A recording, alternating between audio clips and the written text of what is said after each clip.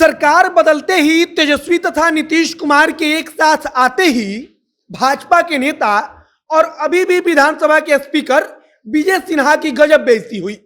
विजय सिन्हा नीतीश कुमार और तेजस्वी यादव के पास जाते हैं, पास नहीं कह लीजिए कि जहां वो लोग कार्यक्रम में थे वहां पर पहुंचते हैं, लेकिन वहां से खड़े खड़े ही उनको लौटना पड़ता है। कोई एक कुर्सी तक नहीं देता और उनके लिए कोई कुर्सी तक नहीं लगाई जाती। बाकी नमस्कार, मेरा नाम है मोहित कुमार सिंह और आप जनता जंक्शन देख रहे हैं। विधानसभा में शहीद दिवस के अवसर पर एक कार्यक्रम था। कार्यक्रम में मुख्यमंत्री नीतीश कुमार से लेकर उप मुख्यमंत्री तेजस्वी यादव तक पहुंच रहे थे। वहां पर बकायदा हर नेता के लिए कुर्सी लगी हुई थी।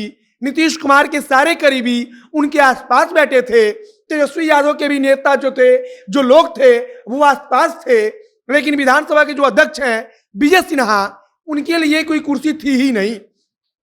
विजय सिन्हा कार्यक्रम में पहुंचते हैं तब उनको पता चलता है कि हमारे लिए तो कोई कुर्सी लगाई ही नहीं गई है। विजय सिन्हा चुपचाप वहां पर सब कुछ देखते हैं और फिर जाकर शहीद दिवस के अवसर पर शहीदों को नमन करते हुए माला चढ़ाते हैं, फूल चढ़ाते हैं, उनको प्रणाम करते हैं और चुपचाप खड़े खड़े उस कार्यक्रम से निकल जाते हैं। विजय सिन्हा को समझ में आ जाता है कि अब भले ही वो विधानसभा के अध्यक्ष हों, लेकिन ये अभी कुछ घंटे के लिए है और अब सरकार बदल गई है।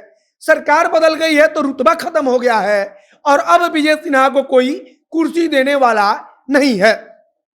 विजय सिन्हा शहीद दिवस के अवसर पर विधानसभा में जो कार्यक्रम हो रहा था वहां पर विधानसभा अध्यक्ष की हैसियत से गए, लेकिन मंच पर जो कुर्सियां लगाई गई थी वहां पर सिर्फ मुख्यमंत्री नीतीश कुमार के लिए कुर्सी रिजर्व करके रखी हुई थी, तथा इसके अलावा जो तेजस्वी यादव उप मुख्यमंत्री उनके लिए कुर्सी लगी थी।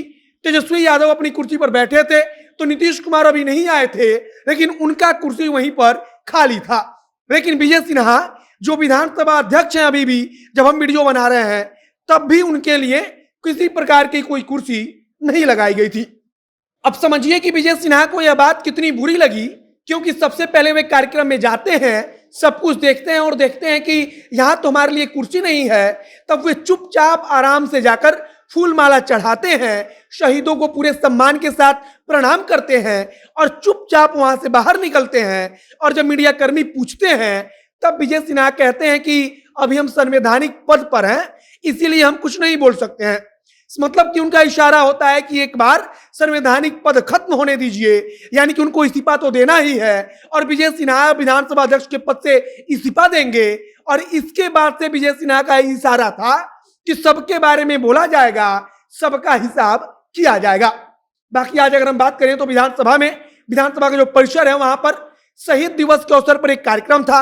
कार्यक्रम में जो उप मुख्यमंत्री है तेजस्वी यादव और मुख्यमंत्री नीतीश कुमार, ये दोनों लोग पहुंचे थे। नीतीश कुमार के लिए अलग से कुर्सी लगाई गई थी चूंकि वह मुख्यमंत्री हैं। इसी प्रकार से उप मुख्यमंत्री हैं तेजस्वी यादव, तो उनके लिए कुर्सी लगी थी। जो भी बड़े नेता थे, खास नेता थे, उनके लिए कुर्सी लगी थी। लेकिन जो विधानसभा के अध्यक्ष हैं उनके लिए ही कुर्सी नहीं लगी थी। और अब इसी बात पर विजय सिन्हा को बेहद यह बात बुरी लगी और वे बाहर आकर कहते हैं कि अभी हम संवैधानिक पद पर हैं, एक बार संवैधानिक पद जाने दीजिए। आपको याद होगा कि कुछ वक्त पहले नरेंद्र मोदी, जो कि भारत के प्रधानमंत्री हैं, वो बिहार विधानसभा में आए थे। बिहार विधानसभा में कार्यक्रम था क्योंकि बिहार विधानसभा का शताब्दी समारोह संपन्न हो रहा था और उस वक्त मोदी के आगे पीछे हमेशा विजय सिन्हा दिखाई पड़े थे। यहां तक कि नीतीश कुमार से भी आगे आगे विजय सिन्हा थे। विजय सिन्हा को नरेंद्र मोदी ने बधाई भी दी थी और नीतीश कुमार तथा विजय सिन्हा के रिश्ते कैसे हैं इसके बारे में भी सबको पता है। एक बार तो सदन में ही नीतीश कुमार ने विजय सिन्हा को संविधान का पाठ पढ़ा दिया था और डांट कर विजय सिन्हा को चुप करा दिया था।